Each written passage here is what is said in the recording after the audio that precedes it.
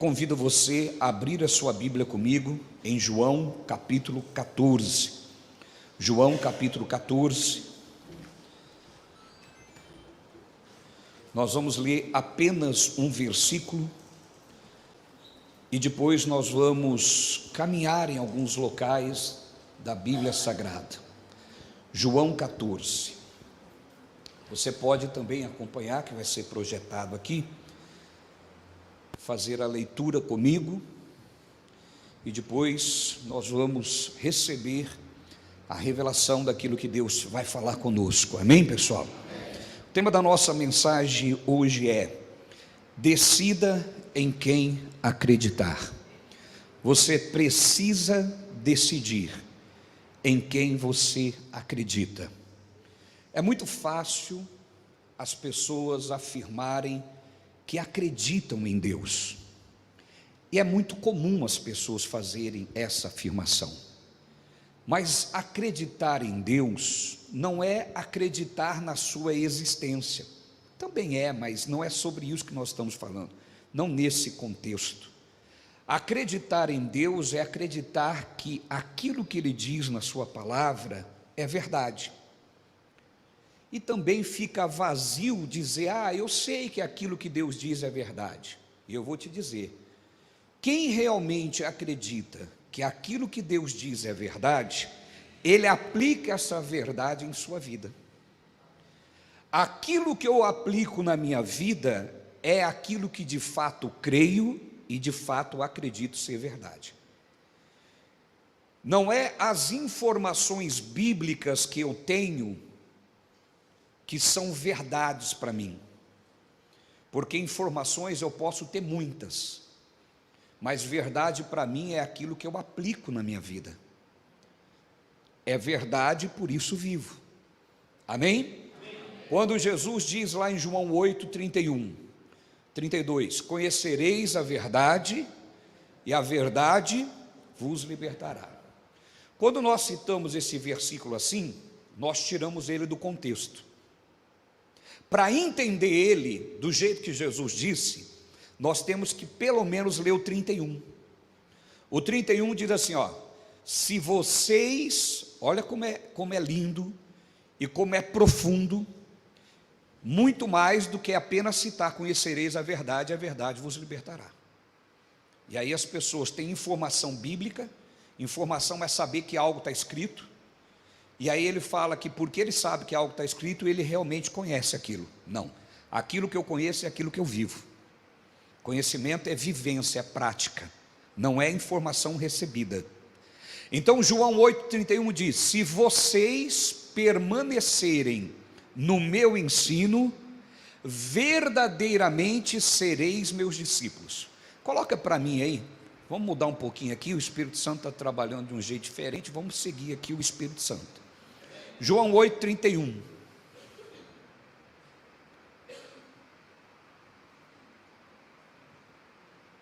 Olha o que ele diz. Jesus dizia, pois, aos judeus que criam nele. Então Jesus não está falando com pessoas que não acreditam. Amém? Que acreditavam em Jesus, que ele realmente era o Messias esperado. Se vocês permanecerem na minha palavra, diga comigo, permanecer na palavra. Se eu tenho que permanecer é porque coisas vão acontecer para me tirar. Então ele está dizendo, se vós permanecer, esse se vós permanecerdes, está na condicional. Você precisa permanecer. Quem permanece, porque é condicional. Se é condicional, depende da minha ação, da sua ação, depende da minha decisão e da tua. Se vós, está claro isso para você que é condicional? Se vós permanecerdes no quê? Na minha palavra, verdadeiramente sereis meus discípulos. Então, para ser discípulo, não basta apenas ter informação bíblica, precisa permanecer no que diz a palavra.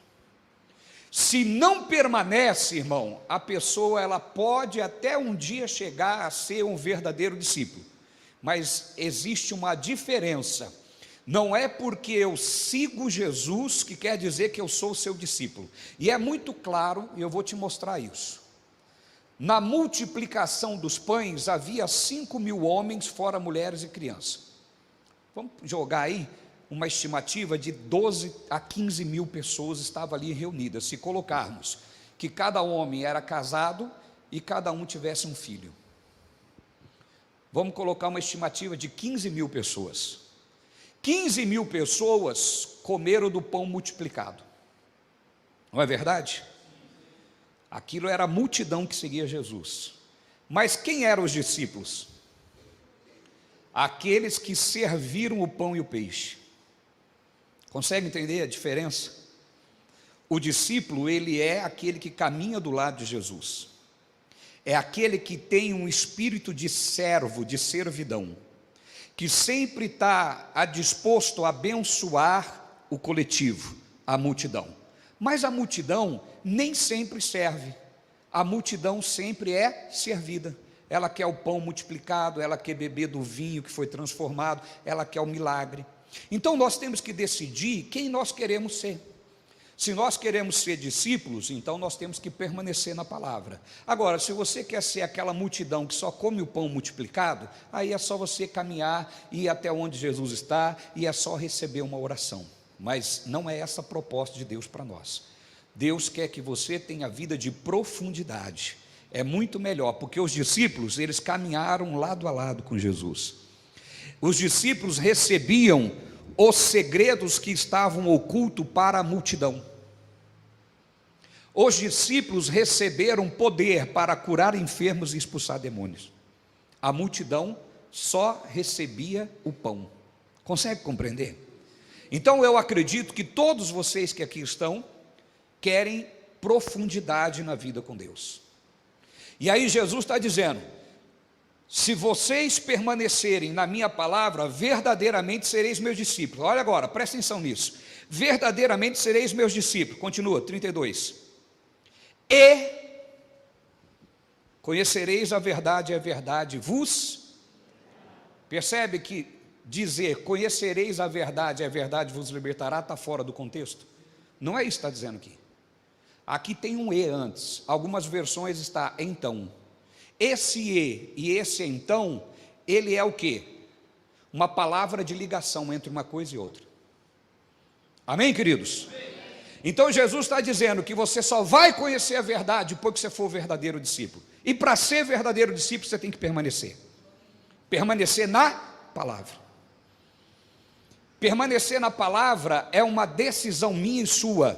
Se vocês permanecerem na minha palavra, verdadeiramente sereis meus discípulos e conhecereis a verdade. Então conhecer a verdade não é ter informação daquilo que está escrito. É preciso ter vivência.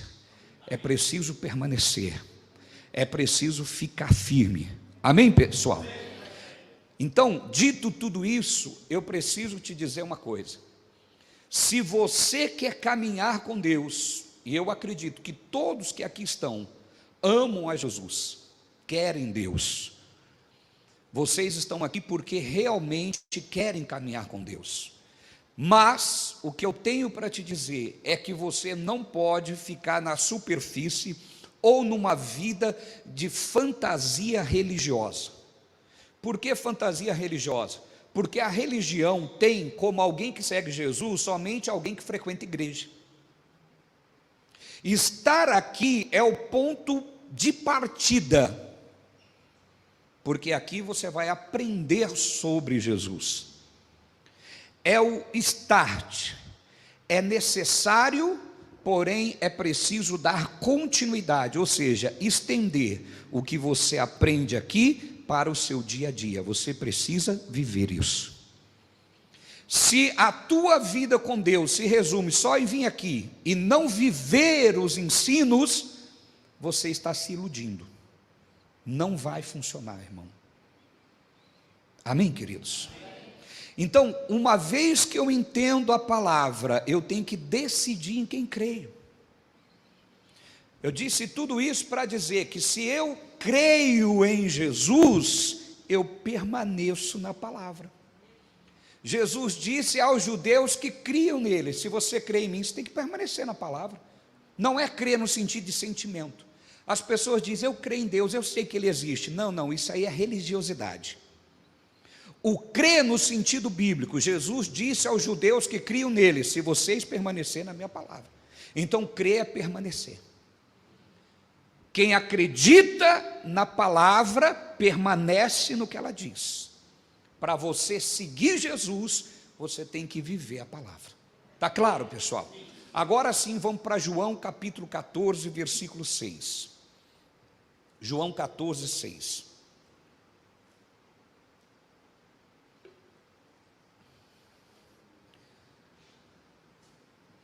Você pode me ajudar a ler comigo? Vocês podem ler comigo? Sim. Vamos lá? Eu leio, após eu ler, você lê também. Toda a igreja, amém? Sim. Vamos lá. Disse-lhe Jesus: eu sou o caminho, e a verdade, e a vida. De novo, vamos lá. Disse-lhe Jesus: eu sou o caminho, e a verdade, e a vida. Então o que Jesus está afirmando ser? Ele diz ser a verdade. Só que você precisa decidir em quem acreditar. Porque a nossa vida, ela tem a verdade e a realidade. Nem toda a realidade é verdade. Exemplo: o que você está vivendo hoje é a verdade ou é a tua realidade? Como assim, apóstolo?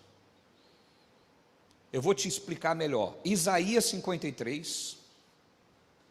Vamos lá para Isaías capítulo 53, versículo 4 e 5.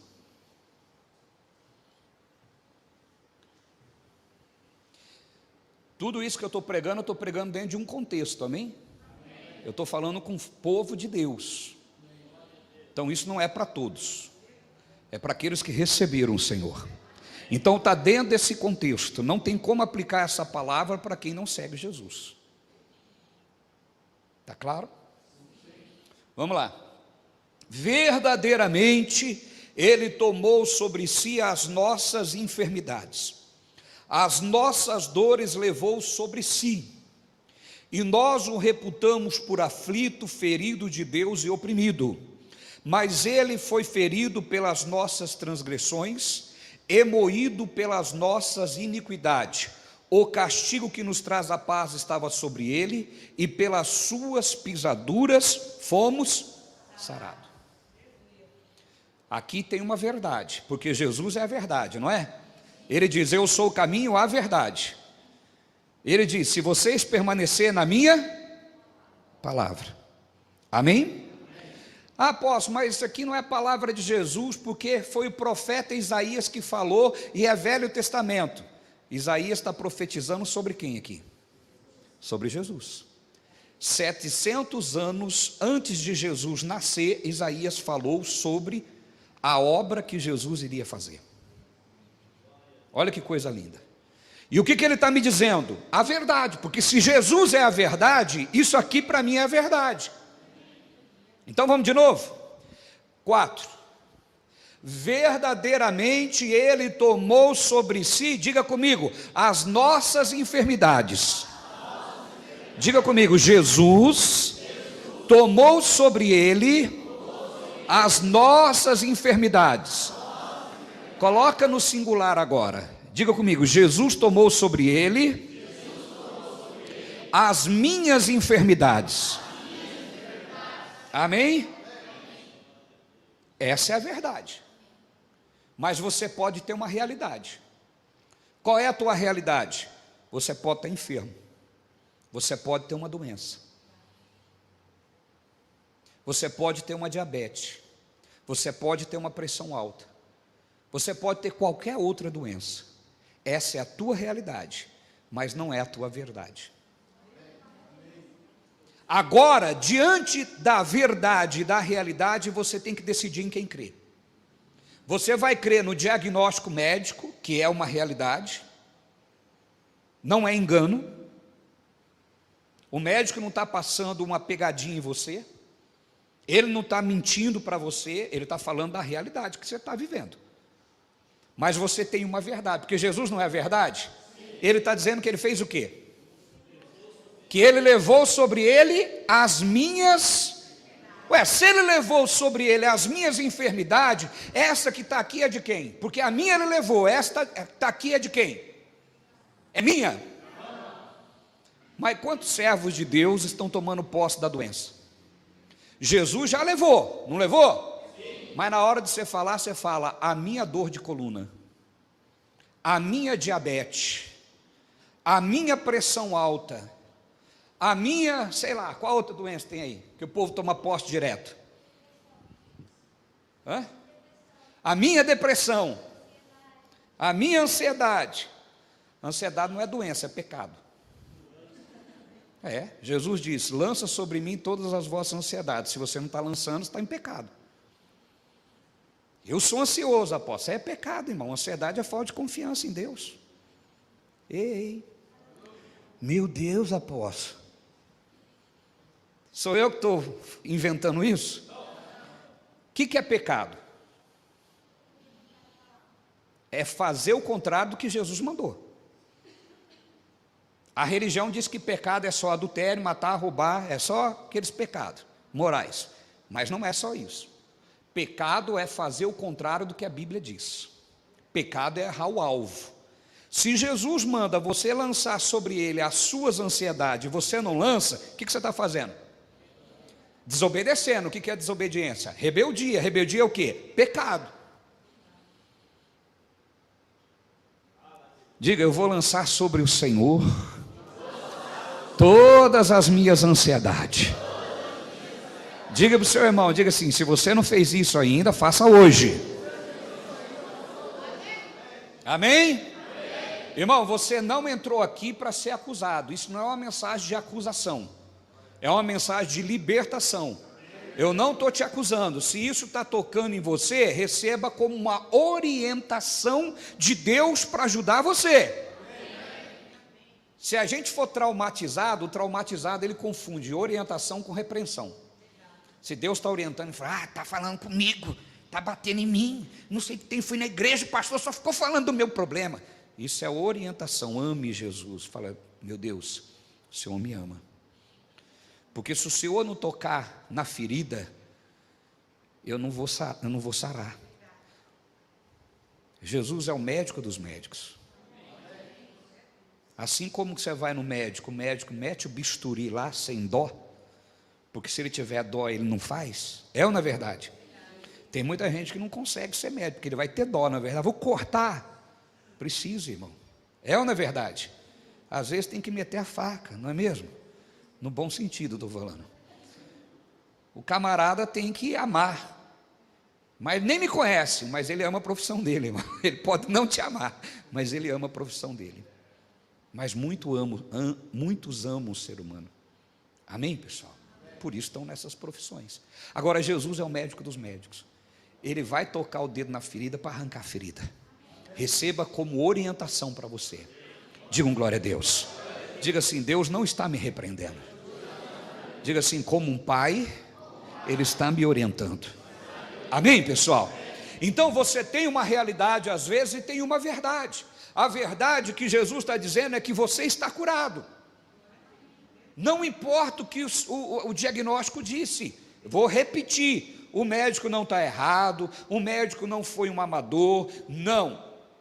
Ele fez o que teria que ser feito, deu um diagnóstico. Agora cabe você ou acreditar naquilo ou acreditar na palavra. Amém, pessoal? Amém. Se você der aquilo como a última palavra, você não está crendo que Jesus levou a sua enfermidade. De novo, bota Isaías 53, 4, 5. Verdadeiramente Ele tomou sobre si, vamos pôr no singular, diga comigo: as minhas enfermidades e as minhas dores levou sobre si. Então vamos declarar bem forte: as minhas dores As minhas enfermidades, Jesus levou.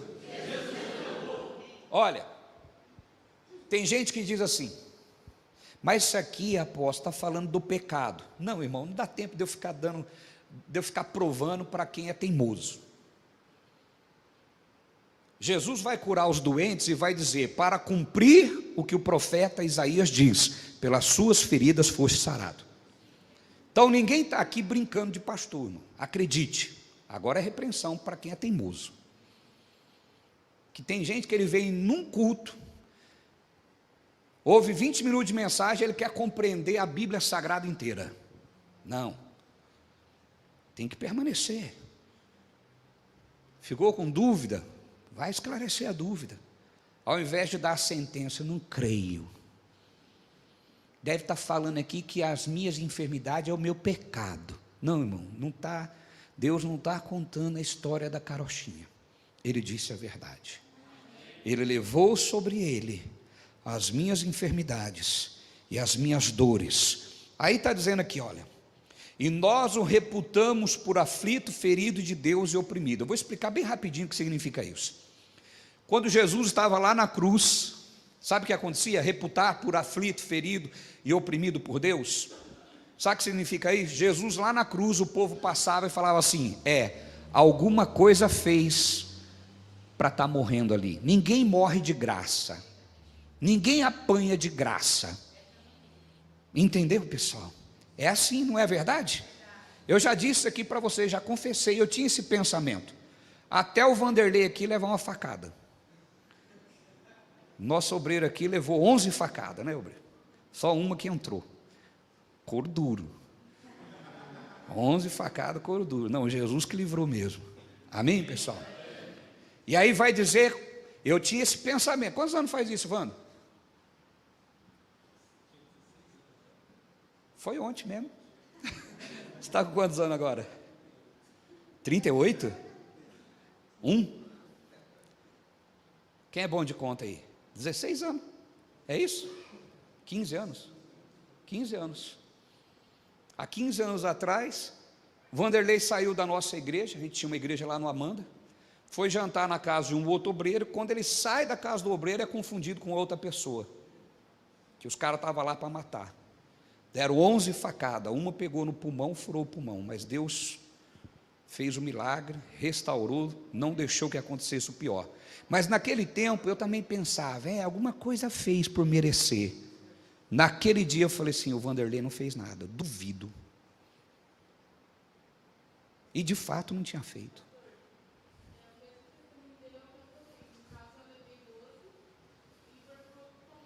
É mesmo? Deus te guardou também. Deus é lindo, né, irmão? Glória a Deus. Lá no Amanda também? Misericórdia. Vamos orar lá, pastor.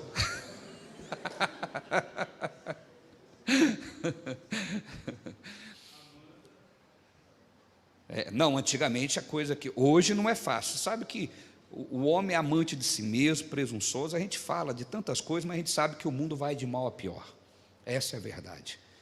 Mas antigamente era um pouquinho pior, né? Tinha pouca segurança. Então, o que estava acontecendo aqui com Jesus? Muita gente olhava Jesus na cruz e dizia assim, alguma coisa ele fez para estar morrendo ali. Ninguém apanha de graça, ninguém morre de graça. Então está dizendo aqui, nós o reputamos por aflito, ferido de Deus e oprimido. Aí olha, explica o versículo 5, diz lá, então ele não merecia, olha o que está dizendo, mas, não foi por merecer, mas ele foi ferido pelas nossas, por que Jesus foi ferido? Pelas nossas transgressões, e moído pelas nossas, o castigo que nos traz a paz estava sobre, e pelas suas pisaduras fomos, pisadura não é pisar firme no chão, viu, irmão? Pisadura no grego significa feridas, ou seja, cada vez que o chicote batia nas costas de Jesus e rasgava as costas de Jesus, Eu vou aqui parafrasear para você ter uma noção. É como se Deus pegasse a doença e colocasse no meio daquela ferida. Amém? Por causa das suas feridas eu fui sarado. Diga um glória a Deus.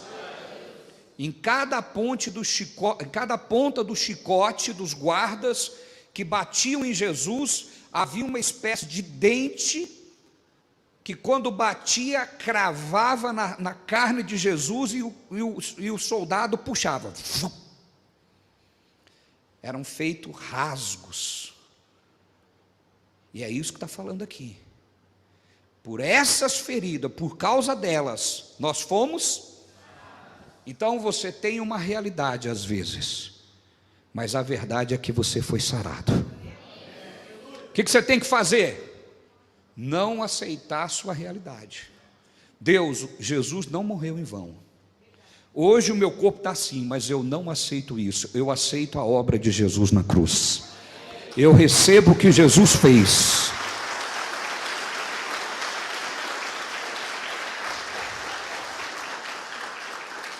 Qual é o tema da nossa mensagem? Decida em quem acreditar. Está tudo bem se você não decidir acreditar no que está escrito, mas você perde a bênção. Vamos ver mais uma coisa? 2 Coríntios, pode ser a sua realidade, mas nós temos uma verdade aqui, capítulo 8, versículo 9. Olha o que diz aqui: porque já sabeis a graça de nosso Senhor Jesus Cristo. Continua lendo, igreja.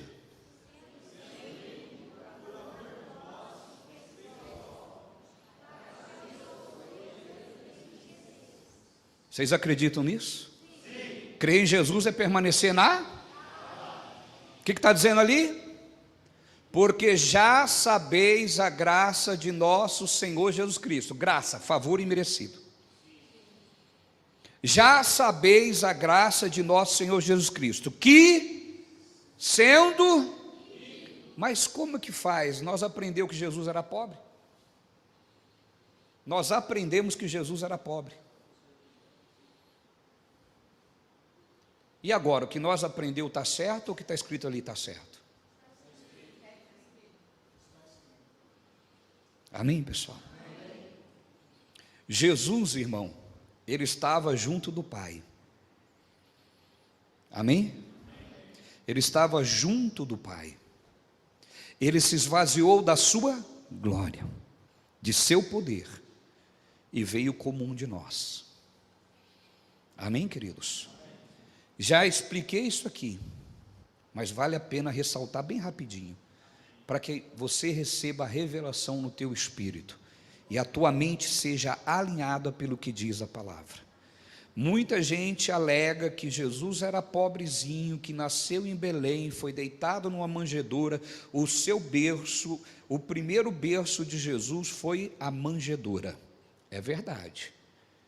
Jesus foi colocado numa manjedoura, mas o texto diz que ele só foi colocado ali porque em nenhum hotel da cidade tinha vaga para que Maria com José se hospedasse e colocasse Jesus em uma cama.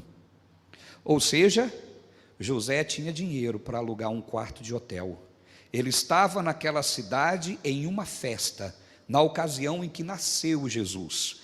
E todo mundo viajou para aquela cidade para participar da festa. Todas as hospedarias estavam lotadas de hóspede. Não tinha vaga para Jesus. Consegue compreender, sim ou não? Então, às vezes, irmão, a religiosidade faz a gente ter um pensamento e uma crença errada. Mas a verdade é que Jesus tinha condição.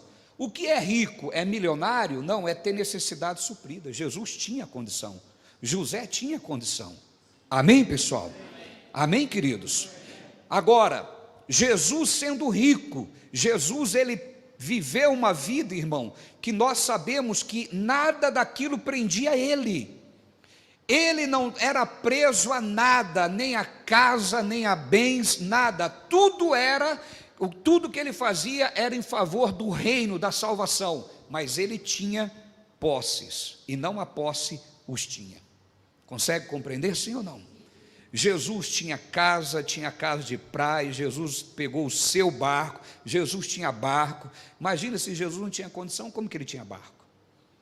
Ah, apóstolo, era uma canoazinha que ele remava. Não, irmão, é só a gente ler certinho. E Jesus foi para Cafarnaum em sua casa. Todo mundo lê aquela passagem que abriu o telhado e desceu aquele homem, os amigos desceu o homem foi curado. De quem era aquela casa? De quem era? De Jesus, irmão. Amém, pessoal? Tudo que Jesus tinha era serviço do reino, tanto é que Jesus nem brigou porque desarrumaram o telhado dele. E se fosse outro? Abriu o telhado para descer aqui, por que não esperou lá fora? Quebrou todo o meu telhado. Agora, por que aqueles homens fizeram aquilo? Porque Jesus já tinha a fama de abençoador. Estão me compreendendo, pessoal? Eu estou explicando muito rápido, tudo que é muito profundo, mas estou te dando sementinhas. Vai pegando isso aí, daqui a pouco a sua lavoura está completa. Amém, pessoal? Vai recebendo isso no teu espírito. Jesus, sendo rico, por amor de vós, se fez pobre, para que pela sua pobreza vós enriquecêssemos. Jesus está dizendo, irmão, que você é próspero. Acho que você não entendeu. Jesus está dizendo que você é próspero. Agora você pode ter uma realidade. A verdade diz que você é próspero. A tua realidade diz que você é quebrado, que você é desempregado, que você não tem recurso, que você está endividado. Essa é a tua realidade. Mas a verdade é que Jesus se fez pobre para que por meio dessa pobreza você prosperasse. Agora, por que Jesus quer a sua prosperidade? O mais importante é saber por que Jesus quer que você prospere. Pergunta para o teu vizinho, diga assim: você já pensou por que Jesus quer a sua prosperidade?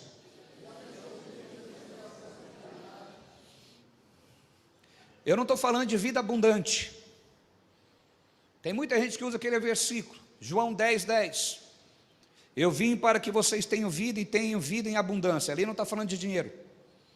Ali está falando da vida de Deus. Amém, pessoal? Vida abundante, Zoe, a própria vida de Deus, que também é prosperidade.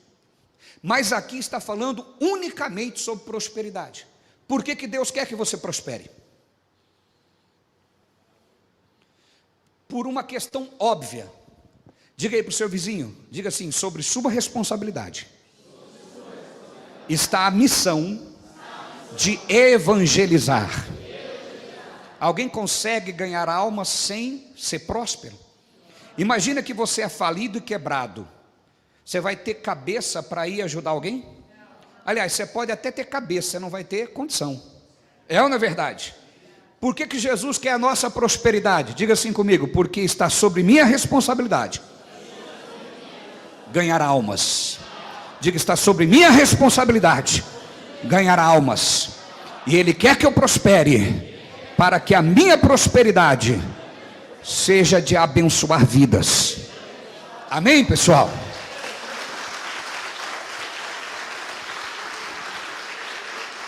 Então, Deus não quer que você prospere para que você vire um soberbo.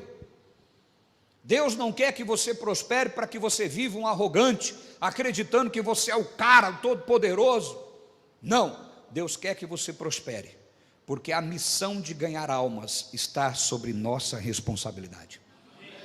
Você precisa prosperar, para que essa prosperidade se reverta em salvação de vidas.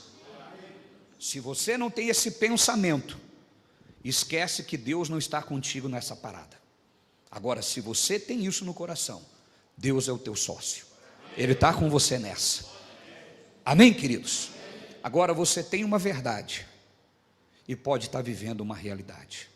Decida em quem acreditar. Vamos rapidinho agora para Efésios 1:3. Tempo é curto, né, irmão? Eu não quero parar aqui, eu quero concluir. Amém? Senão fica uma mensagem pela metade. Eu quero que você saia daqui entendendo isso. Efésios 1:3. Olha o que diz: Bendito o Deus e Pai de nosso Senhor Jesus Cristo. Vamos ler comigo? O qual nos abençoará com todas as bênçãos. Você vai ser abençoado? O que está afirmando aí? Levanta a mão para o céu e diga assim: a verdade que eu sou abençoado. Diga: eu sou abençoado. Toma posse disso, que é de graça.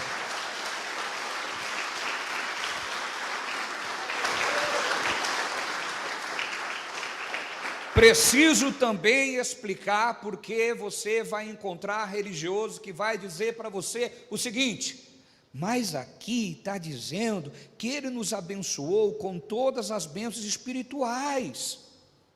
Irmão, não existe bênção material, é tudo espiritual. Essas bênçãos espirituais, elas se manifestam na minha vida material, mas tudo é espiritual. A minha prosperidade, por que é prosperidade? Mas é dinheiro.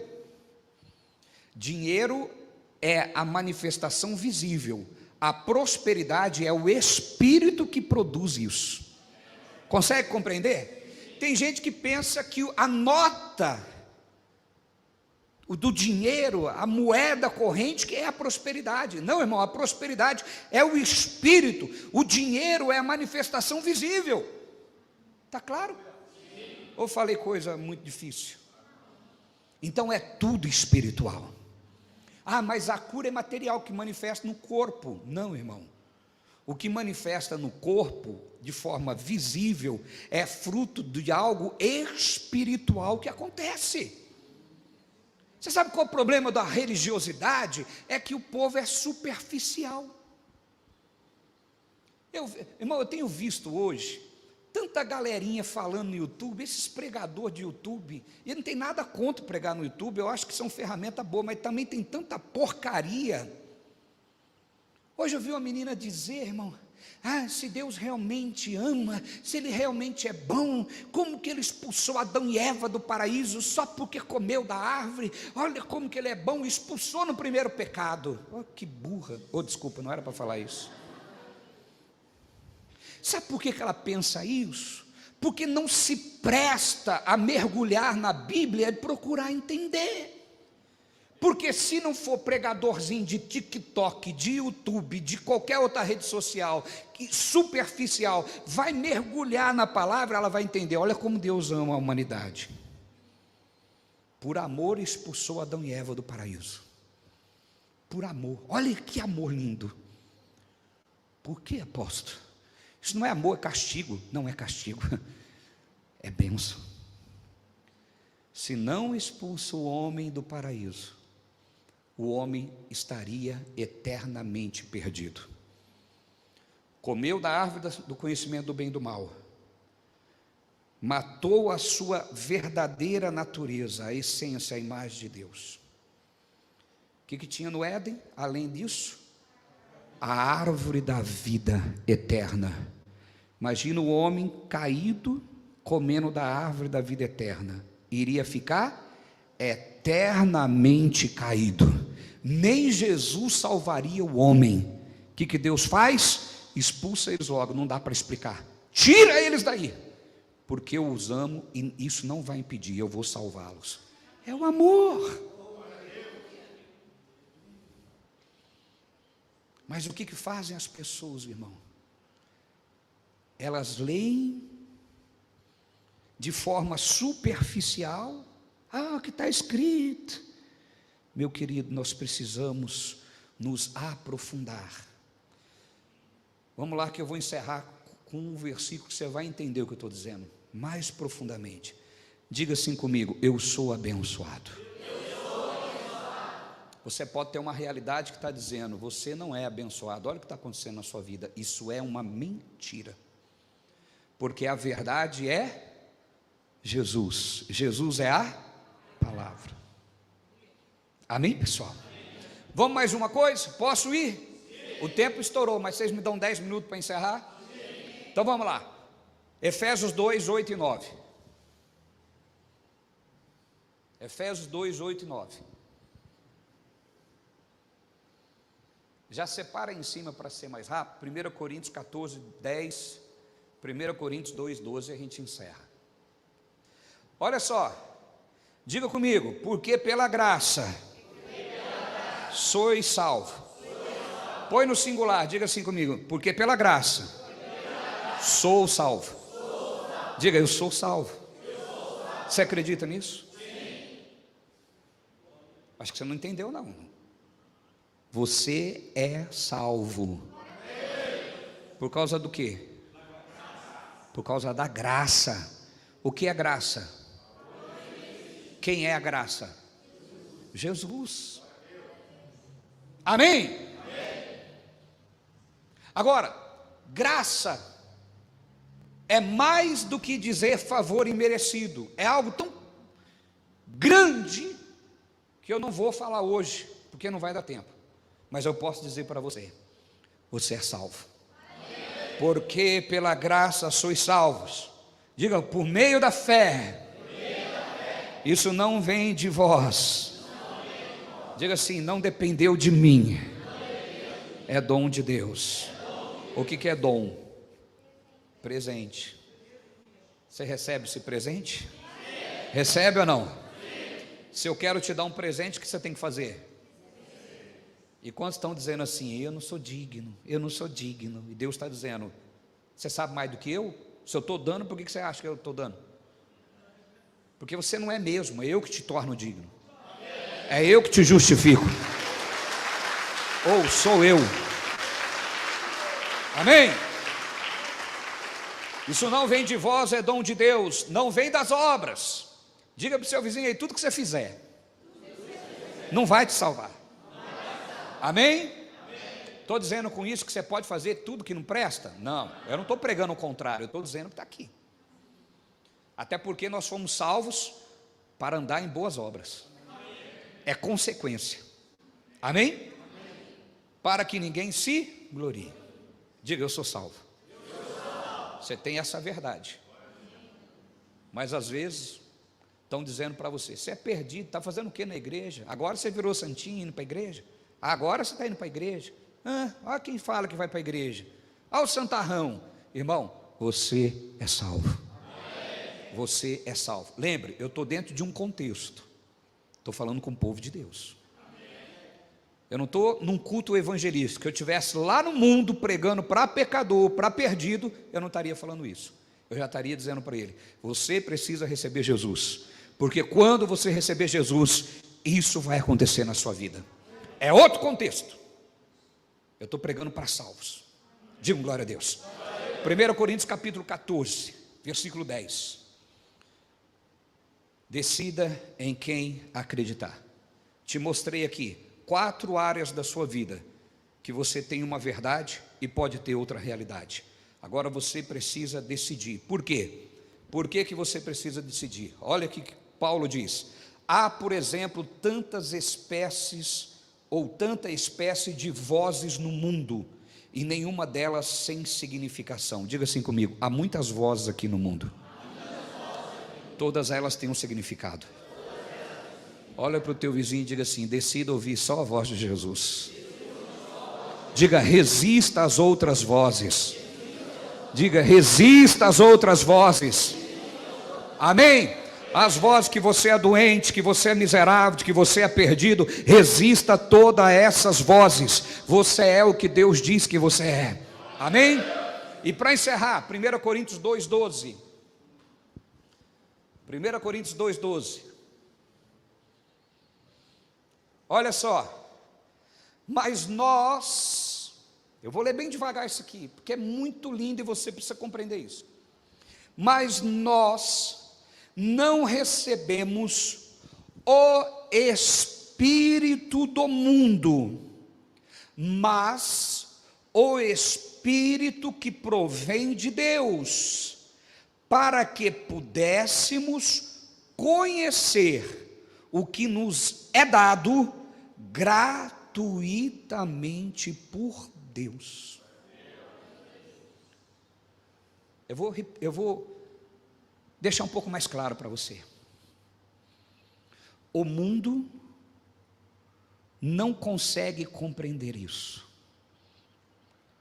E quando eu digo mundo, eu estou dizendo quem está preso no sistema do mundo.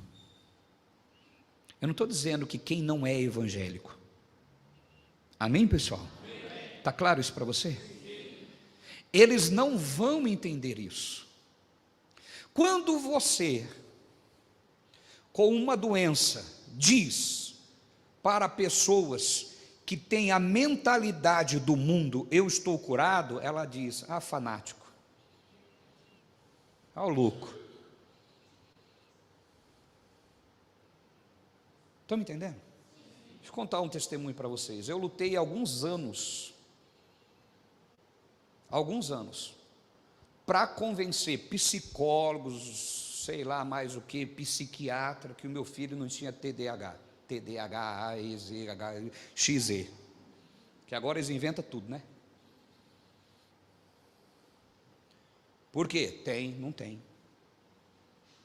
Mas você não é médico. Aí quando falava assim, é pastor, fanático, tadinho da criança, vamos chamar o conselho tutelar, porque ele tem TDAH.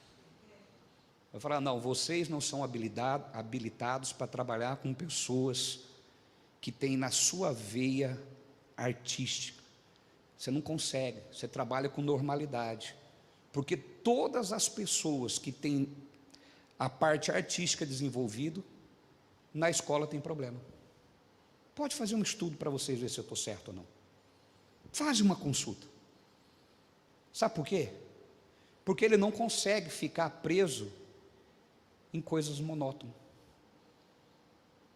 Ah, o que ele vai ser? Não sei. Vai fluir, o que for. É Deus que vai conduzir. Estão me compreendendo? Mas como você vai falar isso com um psicólogo? Quando você já fala que você é pastor, o que ele pensa? Um fanático, um religioso. Mas, irmão, eu consegui. Estão me compreendendo? Ah, vai tomar isso, não vai tomar. Ah, vou chamar o conselho tutelar. Chama quem vocês quiserem. É claro que eu não fiquei brigando que nem turrão. Eu fui procurar meios legais. Estão me compreendendo? Fui procurar autoridade. Entende? Lá atrás, quando ele nasceu, tinha que operar nariz, operar garganta. Eu falei, não vai operar nada. Mas você não é médico. Só parar de tomar leite. Imagina, para. Ia no psiquiatra, fugiu o nome aqui, o pediatra. Perguntava para o pediatra, doutor, é isso assado? Não, tem que tomar leite. Eu falei, não tem que tomar leite, não é bezerro. Após o senhor está falando para mim parar? Não, irmão, estou falando do meu filho. Amém, pessoal? Se você quiser tomar leite, bebe aí. Tem gente que gosta de pus de vaca, porque é isso que é. Tem gente que gosta ou não gosta? Porque o médico vai falar o quê? É cálcio. Não é assim? Mas tudo bem, estou falando que eu consegui. E aí vai. E não tinha jeito. E vai ter que operar porque o nariz, não sei o que tem, adenoide. Falei, não vai arrancar isso. E foi lá, irmão, uns 3, 4 anos, até que chegou um médico. Cheguei, doutor, é assim, assim, assim, assado. Isso há anos atrás. Hoje, estava conversando com a Selene falou que hoje os médicos já concordam, né, Selene? Lá atrás. Aí um doutor disse para mim, falou assim, pai, eu não posso falar isso, mas já que você falou, você está certo. E como que eu descobri isso? Como que eu descobri? Primeiro, irmão, é uma questão de lógica. Quando nós nascemos, a nossa mãe produz leite, não produz? E cada dia que passa, o leite da mãe vai sendo diferente. Vocês sabiam disso? Por quê? Porque vai mudando a necessidade da criança, então o corpo vai produzindo de acordo com o que a criança necessita. Não é verdade? Chegou o momento de desmamar. Aí a gente dá leite de quem? Da vaca. Faz sentido? O bezerro desmama, você dá leite da égua.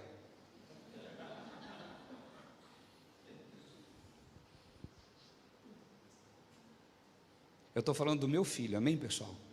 Bom, cortou leite. não precisou mais operar. Por quê? Era tudo consequência daquilo. Amém, gente? Então, às vezes, você tem que entender as coisas, irmão. O mundo não vai compreender. Você tem que estar firme no que você acredita. O religioso vai ficar batendo em você. O mundano vai dizer, é crente, é religioso. Quantas pessoas, ele chegou para mim, e às vezes falava alguma coisa para mim, eu falava, eu estou curado. Eu falava assim, ai meu Deus do céu, mas cuidado, viu pastor? Não, eu estou curado. Curado. Diga comigo assim, eu preciso decidir em quem acreditar. Amém? Deixa eu só fazer um adendo aqui. Estou mandando separar tomar leite, tá? Amém, pessoal? Você faz o que você gosta de fazer. Amém? Estou falando que o meu filho, eu entendia que era esse o problema. Até que chegou um pediatra e falou, é isso mesmo. Acabou o problema. Mas vai ter outra corrente, mas após tem uma corrente que diz que não tem nada a ver. No mundo tem muitas vozes, nenhuma delas sem significado. Eu prefiro acreditar na lógica. Deus não errou. Amém, pessoal? Se Ele faz a mãe produzir o leite de acordo com a necessidade da criança, se acabou, acabou, é hora de parar. Não é hora de mudar o tipo de leite. Amém? Foi assim que eu criei. Agora, esquecendo isso aí à parte, só para finalizar, assuma a sua fé. De repente você tem um diagnóstico, mas você tem a palavra. Decida crer na verdade. Você tem um extrato, você tem um olerite, que às vezes está lá apontando que está tudo no vermelho. Às vezes o que você mais vê chegando na sua casa é cobrança. Você só quer que chegue logo à noite para parar de cobrar. Telefone toca, se não está salvo o número, você já fala, nem vou atender porque é cobrança. Isso pode ser a tua realidade, mas a tua verdade é que você é próspero. Assuma isso sobre a sua vida. Diga, eu sou próspero. Diga, eu sou próspero. Eu sou curado. Eu sou salvo. Eu sou abençoado. Vamos aplaudir o nosso Deus bem forte.